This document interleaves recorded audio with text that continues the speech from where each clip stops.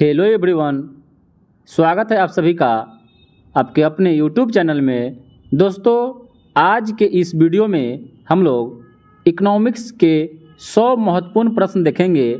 और दोस्तों, आप सभी कंपटीशन की तैयारी कर रहे हैं तो आप लोग जानते हैं कि इकोनॉमिक्स की क्या महत्वपूर्ण भूमिका होती है किसी भी एग्जाम में। तो उसी को देखते हुए चलिए, पहला प्रश्न है कि भारत में मुद्रास्फीति को मापा जाता है। तो भारत में जो मुद्रास्फीति को मापा जाता है वह थोक मूल्य सूचकांक के द्वारा मापा जाता है। किसके द्वारा? थोक मूल्य सूचकांक के द्वारा मापा जाता है। ठीक है। अगला प्रश्न है कि नाबार्ड NABARD का पूर्ण रूप क्या है? तो नाबार्ड का फुल फॉर्म जो होता है ना, वह होता है national bank for agriculture and rural development. ठीक है। नाबार्ड का स्थापना छठी पंचवर्षीय योजना में हुआ था। ये बात याद रखिएगा। नाबार्ड, देखिए याद करने का तरीका है कि नाबार्ड में 6 अक्षर है, इसलिए छठी पंचवर्षीय योजना ऐसे भी याद कर सकते हैं। ठीक है। तो नाबार्ड का स्थापना छठी पंचवर्षीय योजना में हुआ था। अगला प्रश्न है कि भारत में मुद्रा एवं साख का नियंत्रण किसके द्वारा किया जाता है? तो भारत में मुद्रा एवं साख का नियंत्रण किसके द्वारा किया जाता है? तो ये किया जाता है भारतीय रिजर्व बैंक के द्वारा, यानी RBI के द्वारा किया जाता है। ठीक है। और RBI का मुख्यालय कहाँ है? तो मुंबई में है। इसका स्थापना कब हुआ था? तो 1935 ईस्वी में 1934 के भारतीय रिजर्व बैंक एक्ट के तहत हुआ था। ठीक है। और यह यंग हिल्टन आयोग की सिफारिश पर इसका स्थापना किया गया था। 1949 ईस्वी में पहली बार इसका राष्ट्रीयकरण किया गया। ठीक है। अगला प्रश्न है कि फिलिप्स वक्र, देखिए आपसे क्वेश्चन में 2 क्वेश्चन पूछता है, एक फिलिप्स वक्र पूछता है, एक लॉरेंज वक्र पूछता है। ठीक है। तो फिलिप्स वक्र आपसे यहाँ पूछ रहा है कि फिलिप्स वक्र का संबंध किनके मध्य संबंध को व्यक्त करता है? तो जो फिलिप्स वक्र होता है ना, वह मुद्रास्फीति और बेरोजगारी के बीच के संबंध को व्यक्त करता है। फिलिप्स वक्र याद रखिएगा। अगला प्रश्न है कि बैंक दर से अभिप्राय उस ब्याज दर से है जो, तो बैंक दर किसे कहते हैं? तो बैंक दर जो होता है ना, भारतीय रिजर्व बैंक द्वारा व्यापारिक बैंकों को दिए जाने वाले ऋणों पर ली जाती है। तो यही होता है, नहीं, भारतीय रिजर्व बैंक व्यापारिक बैंकों को जिस रेट पर देती है लोन, उसी को बैंक दर बोलते हैं। ठीक है। और एक रिवर्स बैंक दर भी होता है, मतलब उसमें क्या होता है कि कोऑपरेटिव बैंक जो होता है ना, या कमर्शियल बैंक होते हैं, वो RBI को देते हैं, जिसको रेपो रेट बोलते हैं और रिवर्स रेपो रेट बोलते हैं। ठीक है। चलिए, अगला प्रश्न है कि निम्नलिखित में से कौन सा मौद्रिक नीति का उद्देश्य नहीं है? तो मौद्रिक नीति का काम है जो RBI ही करता है, तो ये उद्देश्य नहीं बताना है। तो मौद्रिक नीति का जो है ना, आय एवं परिसंपत्तियों का सामयिक वितरण करना, यह मौद्रिक नीति का काम नहीं है। ठीक है। बाद बाकी मूल्य स्थिरता, आर्थिक अस्थायित्व और विदेशी विनिमय दर पर स्थिरता, यह काम मौद्रिक स्थिति का है। बाकी आय एवं परिसंपत्तियों का सामयिक वितरण करना उसका मौद्रिक नीति का उद्देश्य नहीं है। अगला प्रश्न है कि किसी सैद्धांतिक रूप से यदि आर्थिक विकास की कल्पना की जाती है तो इनमें से किस एक साधारणतः ध्यान में नहीं रखा जाता है? यदि किसी सैद्धांतिक रूप से आर्थिक विकास की कल्पना की जाती है तो इनमें से किस एक को साधारणतः ध्यान में नहीं रखा जाता है? तो इसका जो सही उत्तर हो जाएगा वह हो जाएगा विश्व बैंक से वित्तीय सहायता में वृद्धि। इसको ध्यान में नहीं रखा जाता है। अगला प्रश्न है कि 7वीं पंचवर्षीय योजना के अंतर्गत अपनाई गई विकास व्यूह रचना किसकी थी? तो 7वीं पंचवर्षीय योजना के तहत जो अपनाई गई थी विकास व्यूह रचना, वह आपका औद्योगिक विकास और उन्मुख वृद्धि था। ठीक है। और आपसे पूछे कि पंचवर्षीय जो योजना भारत में लागू की गई थी वह 1950 ईस्वी में 15 मार्च को किया गया था। 1950 से शुरू हुआ था। ठीक है, पंचवर्षीय योजना। लेकिन यह किस देश से लिया गया था? तो यह लिया गया था आपको रूस के देश से। रूस देश के संविधान से, रूस देश से यह पंचवर्षीय योजना भारत में आया था। ठीक है। चलिए, अगला प्रश्न है कि 10वीं योजना के मध्यावधि मूल्यांकन में अर्थव्यवस्था के वार्षिक विकास दर क्या रखी गई थी? तो 10वीं योजना के मध्यावधि मूल्यांकन में अर्थव्यवस्था के वार्षिक विकास की दर क्या रखी गई थी? चलिए इसका ऑप्शन देखते हैं। तो 10वीं पंचवर्षीय योजना के मध्य में जो विकास जो दर था वह आपका 7% रखा गया था। अगला प्रश्न है कि किस पंचवर्षीय योजना में कृषि ने ऋणात्मक विकास प्रदर्शित किया था? तो किस पंचवर्षीय योजना में 12 पंचवर्षीय योजना लागू हुआ था? ठीक है। ये बात याद रखिएगा। तो किस पंचवर्षीय योजना में कृषि ने ऋणात्मक विकास प्रदर्शित किया था? तो यह आपका तीसरी पंचवर्षीय योजना में कृषि ने ऋणात्मक विकास प्रदर्शित किया था। ठीक है। अगला प्रश्न है कि 11वीं पंचवर्षीय योजना में किस पर जोर दिया गया था? तो 11वीं पंचवर्षीय योजना में अधिक तीव्र एवं ज्यादा समावेशी वृद्धि या समृद्धि में जोर दिया गया था। ठीक है। अधिक तीव्र एवं ज्यादा समावेशी समृद्धि पर जोर दिया गया था। अगला प्रश्न है कि देश में सर्वाधिक समृद्धि दर प्राप्त की गई थी। तो बताना है कि देश में ज्यादा समृद्धि दर जो प्राप्त की गई थी किस पंचवर्षीय योजना में किया गया था? तो यह आपका 10वीं पंचवर्षीय योजना में प्राप्त किया गया था। अगला प्रश्न है कि भारतीय पंचवर्षीय योजनाओं का प्रमुख उद्देश्य क्या है या क्या था? ठीक है। अभी पंचवर्षीय योजना जो है बंद करके उसके जगह पर क्या हो गया, योजना आयोग की जगह पर आपका नीति आयोग लागू कर दिया गया। तो उद्देश्य तो वही है, सेम टू सेम, लेकिन नाम बदल दिया गया है। तो यह आपका हो जाएगा भारतीय पंचवर्षीय योजनाओं का जो मुख्य उद्देश्य है स्वावलंबन एवं विदेशी सहायता पर निर्भरता को कम करना। ठीक है। चलिए अगला प्रश्न है कि किस पंचवर्षीय योजना के अंतर्गत समाज के समाजवादी ढांचे की स्थापना का संकल्प लिया गया था? तो किस पंचवर्षीय योजना के अंतर्गत समाज के समाजवादी ढांचे की स्थापना का संकल्प लिया गया था? तो यह लिया गया था द्वितीय पंचवर्षीय योजना। और इसी द्वितीय पंचवर्षीय योजना के तहत देश में जितने भी औद्योगिक लगे और इंडस्ट्री लगा, यह सब भारी उद्योग द्वितीय पंचवर्षीय योजना में ही लगा था। मतलब मोस्टली द्वितीय पंचवर्षीय योजना में ही लगा था। अगला प्रश्न है कि भारत के लिए आर्थिक विकास की एक योजना plan of economic development of India, जिसे 1944 ईस्वी में भारत के मुख्य पूंजीपतियों के एक व्यापक प्रतिनिधि समूह द्वारा तैयार किया गया था, को लोकप्रिय रूप से किस योजना के नाम से जाना जाता है? तो इसको बॉम्बे योजना के नाम से जाना जाता है। ठीक है। बॉम्बे योजना के नाम से जाना जाता है। अगला प्रश्न है कि केंद्रीकृत योजनाबद्ध अर्थव्यवस्था के अंतर्गत उस डैश अर्थव्यवस्था के सभी महत्वपूर्ण क्रियाकलापों की योजना बनाती है? तो यह आपका इसमें जो सही उत्तर हो जाएगा वह हो जाएगा सरकार। सरकार उस अर्थव्यवस्था के सभी महत्वपूर्ण क्रियाकलापों की योजना सरकार ही बनाती है। ठीक है।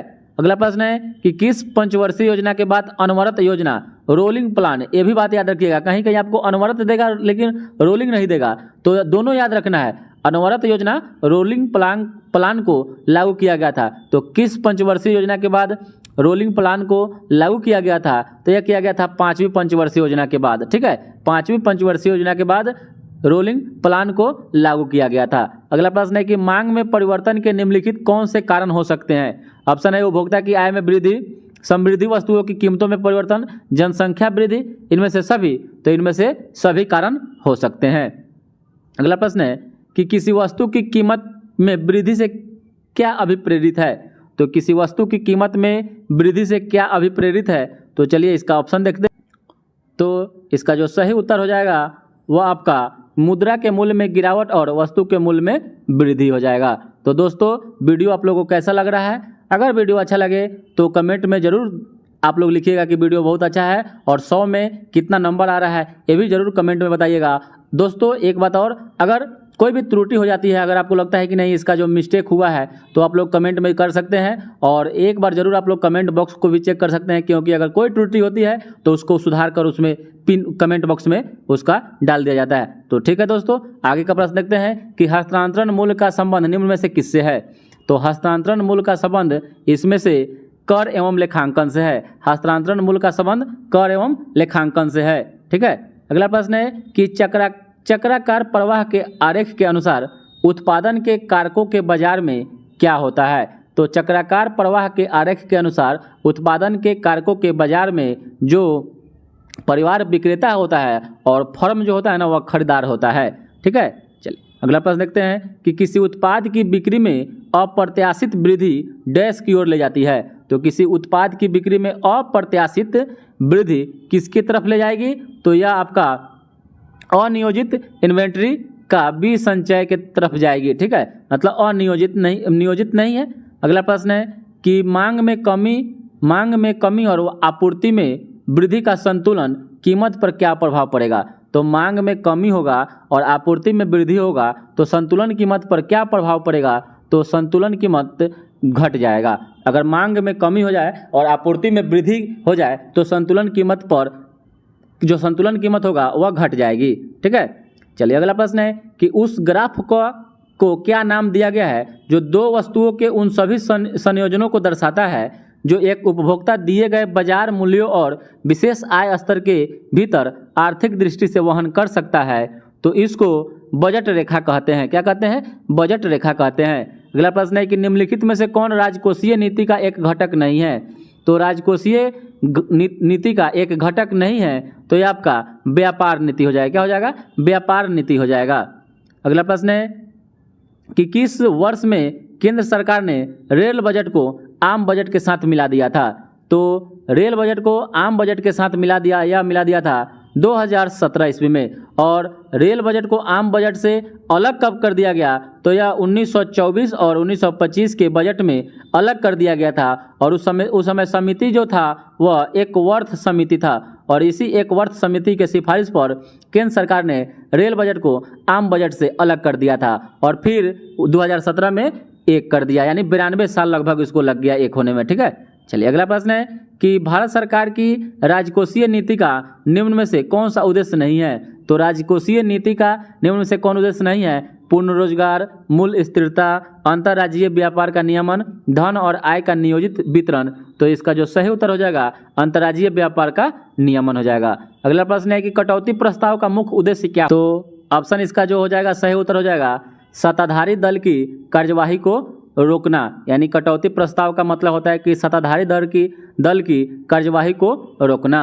अगला प्रश्न है कि बजट के हिसाब किताब की जांच भारतीय संसद किसके द्वारा करती है? बजट, तो बजट का जो हिसाब किताब का जांच होता है भारतीय संसद किसके द्वारा करती है? तो यह सार्वजनिक लेखा समिति के द्वारा करती है। सार्वजनिक लेखा समिति के द्वारा बजट के हिसाब किताब की जांच करती है। ठीक है, और बजट शब्द का एक बार भी प्रयोग भारतीय संविधान में नहीं हुआ है। ठीक है, बल्कि इसके जगह पर वार्षिक वित्तीय विवरण का शब्द आया है। ठीक है, और बजट का मतलब होता है चमड़े का थैला।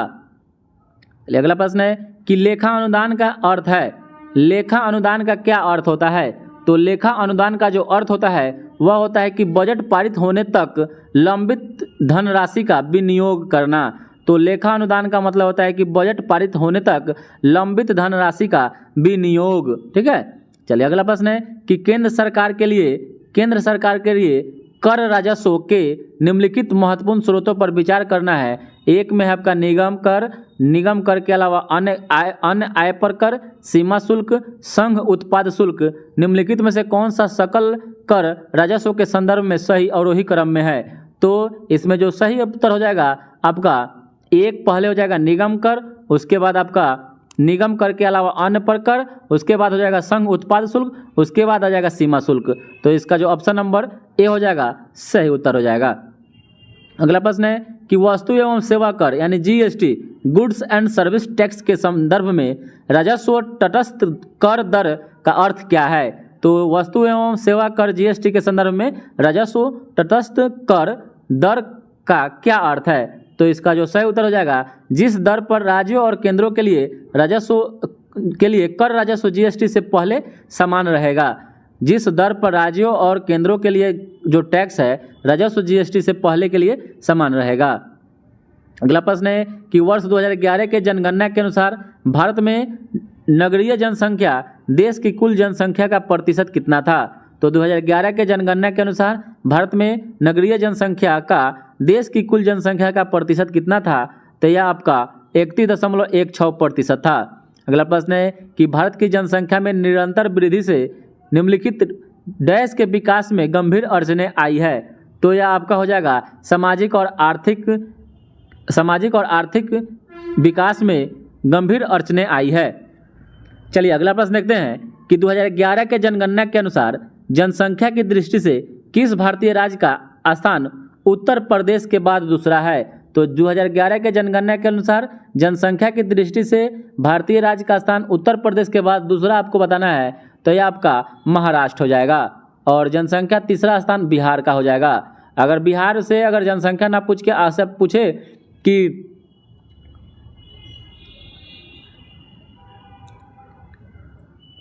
दोस्तों हाँ, जनसंख्या घनत्व तो सबसे ज़्यादा किस राज्य का जनसंख्या घनत्व है, तो बिहार का है। और प्रति 1 किलोमीटर स्क्वायर पर 1106 व्यक्ति निवास करता है बिहार में, और सबसे कम 1 किलोमीटर स्क्वायर पर 17 व्यक्ति निवास अरुणाचल प्रदेश में करता है। अगला प्रश्न है कि 2011 के जनगणना के अनुसार भारत के किस राज्य में लिंगानुपात सबसे कम है, यानी 1000 पुरुषों पर महिलाओं की संख्या। तो बताना है कि सबसे कम आपको बताना है, तो ये आपसे हो जाएगा हरियाणा हो जाएगा। सबसे ज़्यादा लिंगानुपात केरल में है और सबसे कम है हरियाणा में। और लिंगानुपात का मतलब होता है कि 1000 पुरुषों पर महिलाओं की संख्या। अगला प्रश्न है कि भारत के किस राज्य में शिशु मृत्यु दर सबसे कम है। भारत के किस राज्य में शिशु मृत्यु दर सबसे कम है, तो चलिए इसका ऑप्शन देखते हैं। तो शिशु मृत्यु दर सबसे कम किस राज्य का है, तो यह है केरल राज्य का शिशु मृत्यु दर सबसे कम है, और सबसे ज़्यादा लिंगानुपात केरल राज्य का ही है।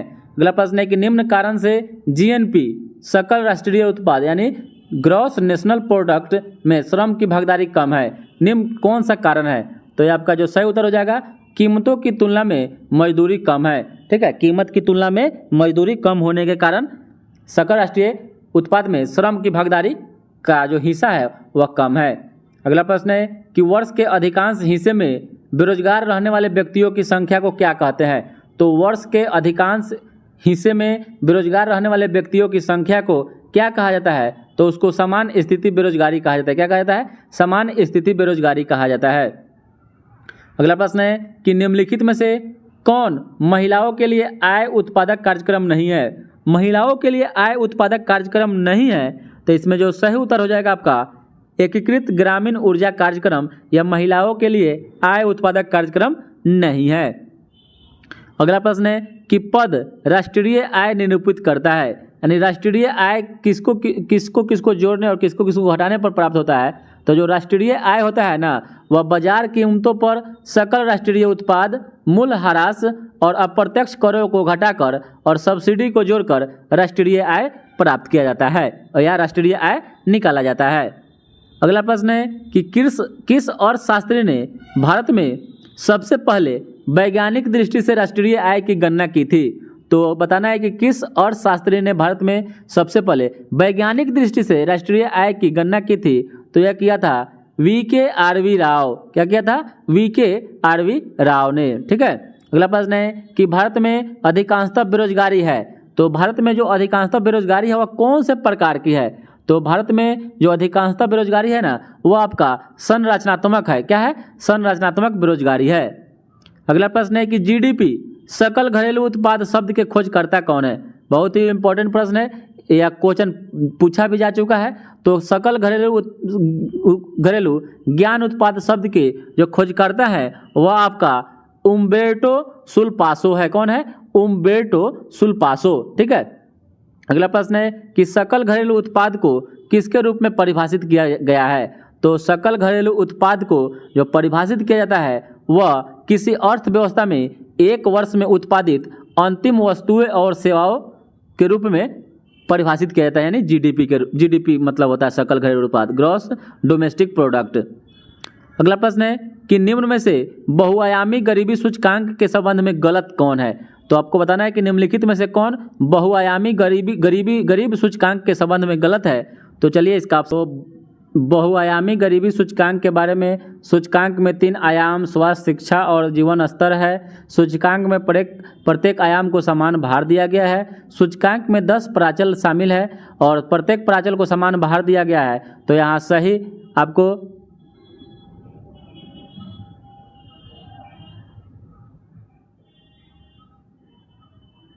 गलत बताया गया है। इसमें कौन सा गलत है, तो बहुआयामी सूचकांक के बारे में कि प्रत्येक प्रांचल को समान भार दिया गया है, यही आपका गलत है। बाद बाकी सूचकांक में 3 आयाम शिक्षा, स्वास्थ्य और जीवन स्तर है, सही है। सूचकांक में प्रत्येक आयाम को समान भार दिया गया, सही है। और सूचकांक में 10 प्राचल शामिल है, ये तीनों सही है। जबकि डी नंबर ऑप्शन कह रहा है कि प्रत्येक प्रांचल को समान भार दिया गया है, यही गलत है।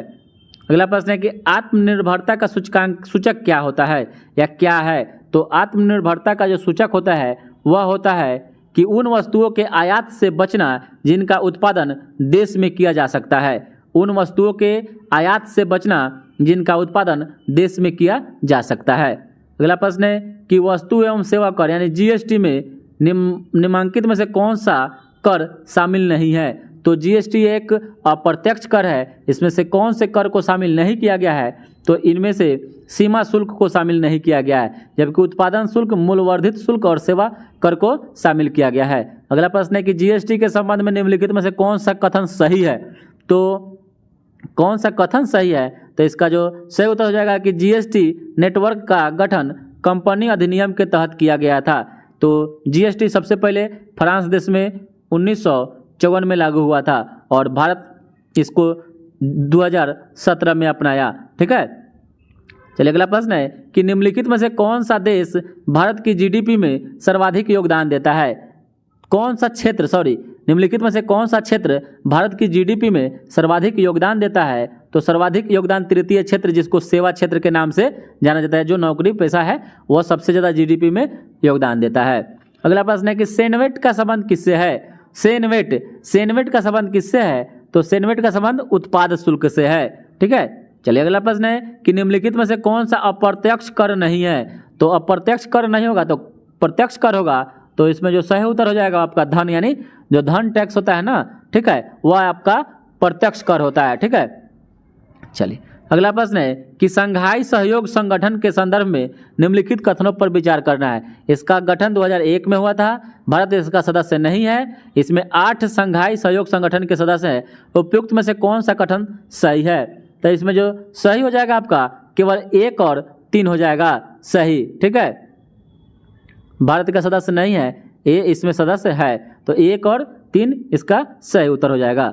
अगला प्रश्न है कि निम्नलिखित में से कौन सा संगठन वर्ल्ड इकोनॉमिक आउटलुक नामक प्रकाशन प्रकाशित करता है? तो कौन सा संगठन वर्ल्ड इकोनॉमिक आउटलुक नामक प्रकाशन प्रकाशित करता है? तो यह आपका अंतर्राष्ट्रीय मुद्रा कोष IMF। ठीक है, IMF वर्ल्ड इकोनॉमिक आउटलुक नामक प्रकाशन प्रकाशित करता है IMF का स्थापना 1944 ईस्वी में ब्रेटन वुड सम्मेलन के तहत हुआ था और विश्व बैंक का भी।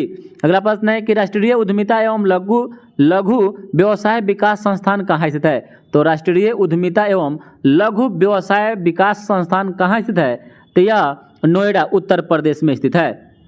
अगला प्रश्न है कि औद्योगिक विकास केंद्र बानमौर मध्य प्रदेश के किस जिला में स्थित है? तो औद्योगिक विकास केंद्र बानमौर मध्य प्रदेश के किस जिला में स्थित है? तो यह मुरैना जिला में स्थित है। ठीक है, और उत्तर प्रदेश में 75 जिले हैं। ठीक है, बिहार में 38 जिला है, याद रखिएगा। अगला प्रश्न है कि सेबी का मुख्यालय कहाँ स्थित है? तो सेबी का स्थापना 1988 ईस्वी में हुआ था।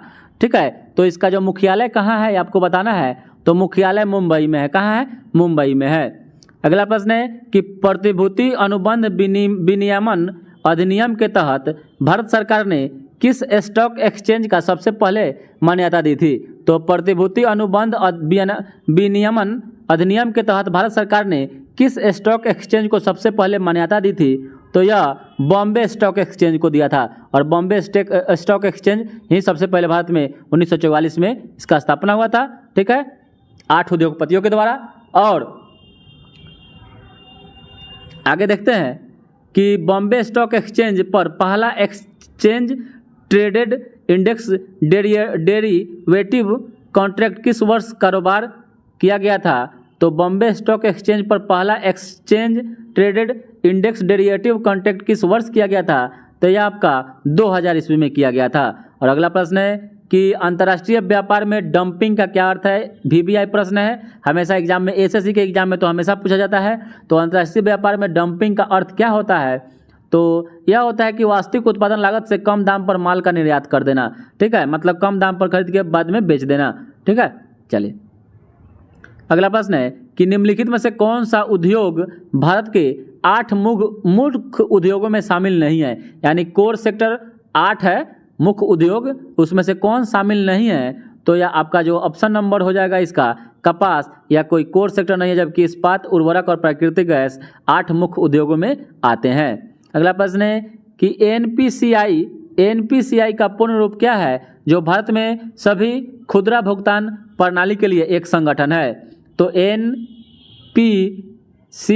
का फुल फॉर्म, इसका जो सही उत्तर हो जाएगा national payment corporation of India. ठीक है, चलिए अगला प्रश्न है कि औद्योगिक क्षेत्रों पर औद्योगिक क्षेत्र पर नीतियों के प्रभाव की पहचान करने के लिए एक अच्छा संकेतक क्या है? तो एक अच्छा संकेतक हो जाएगा सकल घरेलू उत्पाद में उद्योग क्षेत्र की हिस्सेदारी में वृद्धि होना।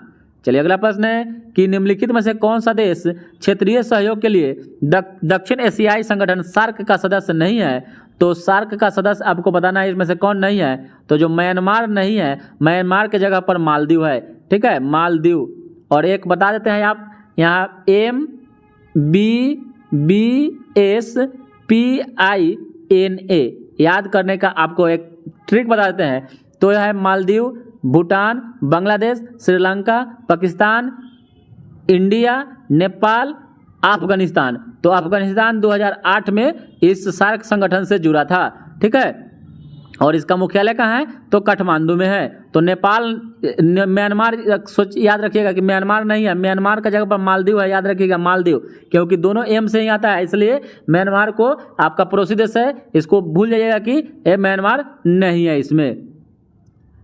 अगला प्रश्न है कि निम्नलिखित में से कौन सा भारत में सूक्ष्म उद्योग को आंशिक रूप से परिभाषित करता है? तो कौन सूक्ष्म उद्योग को आंशिक रूप से परिभाषित करता है? तो यह आपका संयंत्र और मशीनरी या उपकरणों में 1 करोड़ से अधिक निवेश नहीं या से नहीं होगा तो वह सूक्ष्म उद्योग को आंशिक रूप से परिभाषित करेगा। और जो 1 करोड़ से ऊपर हो जाएगा तो वो सूक्ष्म उद्योग उद्यम के रूप में नहीं होगा। अगला प्रश्न है कि निम्नलिखित में से कौन सी एजेंसी भारत में औद्योगिक प्रदर्शन को मापने के लिए औद्योगिक उत्पादन का सूचकांक जारी करती है? तो औद्योगिक उत्पादन सूचकांक जारी कौन करता है? तो चलिए इसका सही उत्तर हो जाएगा राष्ट्रीय सांख्यिकी कार्यालय यानी NSO। ठीक है, चलिए अगला प्रश्न है कि निम्नलिखित में से कौन सी एक औद्योगिक विकास के लिए पहल नहीं है? तो औद्योगिक विकास के लिए इसमें से पहल कौन नहीं है? तो यह हो जाएगा डिजिटल इंडिया। ठीक है, जबकि मेक इन इंडिया, कारोबार में सुगमता, स्टार्टअप इंडिया, ये सब औद्योगिक विकास के लिए एक पहल है, जबकि डिजिटल इंडिया औद्योगिक विकास के लिए पहल नहीं है। अगला प्रश्न है कि निम्नलिखित उपभोग मूल्य सूचकांकों पर विचार करना है। तो उपभोग मूल्य सूचकांकों पर विचार करना एक में है कि औद्योगिक श्रमिकों के लिए उपभोक्ता मूल्य सूचकांक, कृषि मजदूरों के लिए उपभोक्ता मूल्य सूचकांक, ग्रामीण मजदूरों के लिए उपभोक्ता मूल्य सूचकांक और शहरी श्रमेतर कर्मचारियों के लिए उपभोक्ता मूल्य सूचकांक। तो यह किसके लिए लाया गया था? तो यह आपको बताना है। तो यह हो जाएगा शहरी श्रमेतर कर्मचारियों के लिए, शहरी श्रमेतर। यह हो जाएगा कि ग्रामीण मजदूरों के लिए उपभोक्ता मूल्य सूचकांक के लिए केवल ऑप्शन नंबर जो सी हो जाएगा शहरी श्रमेतर कर्मचारियों के लिए उपभोक्ता मूल्य सूचकांक, इसी के लिए उपभोग मूल्य सूचकांक लागू किया गया था। यह CSO के द्वारा संकल्पित किए जाते हैं। अगला प्रश्न है कि निम्नलिखित में से कौन सा सूक्ष्म लघु और मध्यम उद्योग विकास अधिनियम 2006 के अनुसार विनिर्माण क्षेत्र में मध्यम उद्योगों के लिए निर्धारित निवेश सीमा है? तो सूक्ष्म लघु और मध्यम उद्यम विकास अधिनियम 2006 ठीक है के तहत विनिर्माण क्षेत्र में मध्यम उद्यमों के लिए निर्धारित निवेश सीमा है। तो यह आपका जो इसका सही उत्तर हो जाएगा 5 करोड़ रुपए से अधिक और 10 करोड़ रुपए से कम।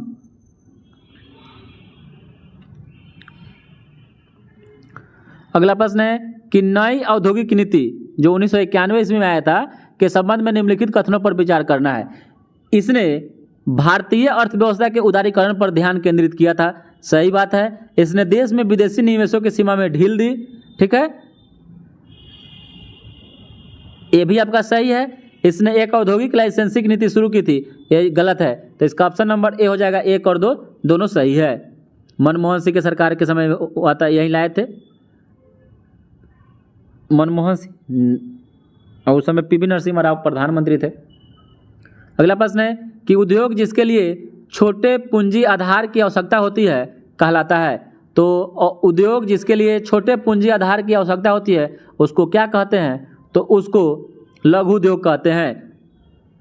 चलिए अगला प्रश्न है कि निम्नलिखित में से कौन भारत में हमारी आवश्यकताओं के लिए ऊर्जा का दूसरा स्रोत है? तो हमारी आवश्यकताओं के लिए ऊर्जा का दूसरा स्रोत इसमें से कौन है? तो इसका जो सही उत्तर हो जाएगा पेट्रोलियम एवं प्राकृतिक गैस, पेट्रोलियम एवं प्राकृतिक गैस। अगला प्रश्न है कि निम्नलिखित में से कौन विकास की नेहरू महालनोबिस मॉडल रणनीति की विशेषता नहीं है? तो नेहरू महालनोबिस मॉडल रणनीति की विशेषता नहीं है। तो चलिए इसका ऑप्शन देखते हैं।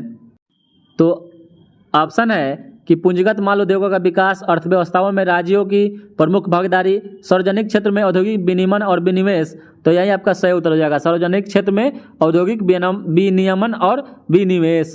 ठीक है, चलिए अगला प्रश्न है कि विनिवेश से आप क्या समझते हैं? विनिवेश आखिर कहते किसको है? तो विनिवेश उसको कहते हैं जो सार्वजनिक क्षेत्र के उद्यमों द्वारा अपनी इक्विटी का कुछ हिस्सा जनता को बेचकर निजीकरण को विनिवेश के रूप में जाना जाता है।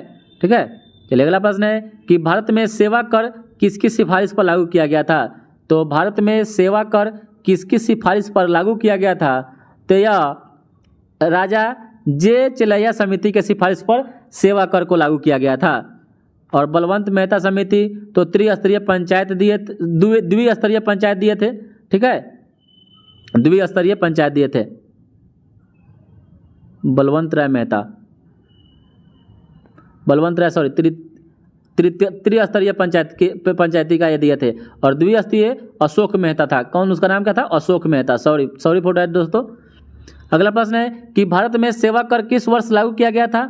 तो भारत में सेवा कर जो लागू किया गया था यह किया गया था 1994 से 95 में। भारत में सेवा कर किस वर्ष लागू किया गया था? तो 1994 से 95 में। अगला प्रश्न है कि निम्नलिखित में से कौन भारत के प्रत्यक्ष विदेशी में निवेश शामिल नहीं है? निम्नलिखित में से कौन भारत के प्रत्यक्ष विदेशी में निवेश शामिल नहीं होगा? तो यह जो हो जाएगा इसका सही उत्तर पोर्टफोलियो निवेश। पोर्टफोलियो जो निवेश होता है वह प्रत्यक्ष विदेशी में शामिल नहीं होगा। अगला प्रश्न है कि निम्नलिखित में से कौन सा कर नगर निगम की आय का प्रत्यक्ष स्रोत नहीं है? तो इसमें से बताना है कि कौन सा कर नगर निगम की आय का प्रत्यक्ष स्रोत नहीं है। तो इसका जो सही उत्तर हो जाएगा आयकर, इनकम टैक्स। अगला प्रश्न है कि सरकार द्वारा वस्तुओं या सेवाओं के मूल्य पर लगाई जाने वाली उच्चतम सीमा को क्या कहा जाता है? तो सरकार द्वारा वस्तु या सेवाओं के मूल्य पर लगाई जाने वाली उच्चतम सीमा को क्या कहा जाता है? तो उच्चतम सीमा को मूल्य समायोजन कहा जाता है। क्या कहा जाता है? मूल्य समायोजन कहा जाता है। अगला प्रश्न है कि भारत में रेपो दर की घोषणा किसके द्वारा की जाती है? तो भारत में रेपो दर की घोषणा भारतीय रिजर्व बैंक के द्वारा की जाती है।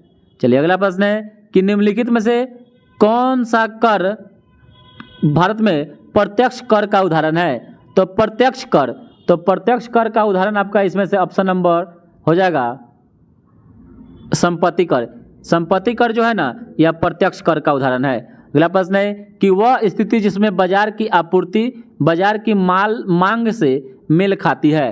तो वह स्थिति जिसमें बाजार की आपूर्ति बाजार की मांग से मेल खाती है उसे क्या कहते हैं? तो इसका जो सही उत्तर हो जाएगा संतुलन। क्या कहते हैं? संतुलन कहते हैं।